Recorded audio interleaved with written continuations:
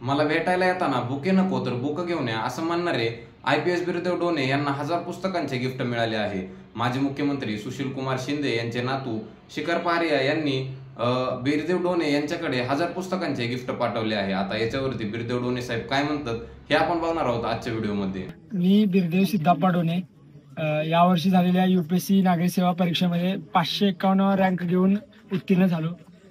Rank घेतल्यानंतर मला भेटायला येणाऱ्या सर्व नागरिकांना, माझ्या मित्रांना, वाडवडिलांना किंवा प्रतिष्ठित नागरिकांना असं आवाहन केलं होतं की बुके नकोत आणि बुक हवेत। सो या आव्हानाला मान्य देत शिखर पहारिया यांनी 1000 पुस्तकांची भेट घेऊन आलेले आहेत। तसेच त्यांनी असंही आवाहन केलं आहे की समजा भविष्यामध्ये लायब्ररी वगैरे बांधण्यासाठी काही मदत वगैरे लागली तर त्या देखील ते करायला तयार आहेत।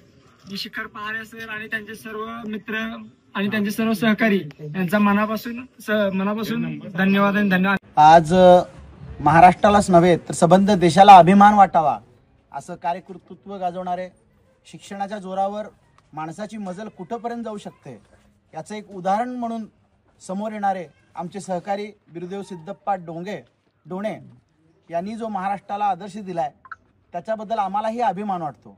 परंतु त्यांनी एक आव्हान केलं होतं की मला बुके नको आहेत, मला बुक हवं आहेत। त्यामुळे आमचे नेते, युवा उद्योजक आदरणीय शिखर पहारिया साहेब यांनी आम्हाला सांगितलं की बाबा अशा पद्धतीने महाराष्ट्रातला तरुण बदलत चाललेला आहे, त्याची विचारधारा बदलत चाललेली आहे।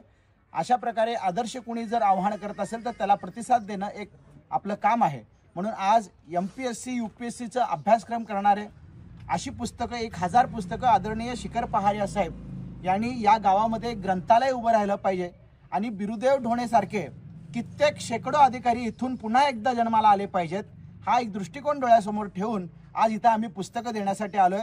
पुस्तकं घेऊन आपण जो गावकऱ्याने आमचा मान सन्मान केला त्याच्याबद्दल आणि बिरदेव डोणे साहेब यांनी पुस्तकं स्वीकारली याच्याबद्दल मी सर्वांचा आभार मानतो।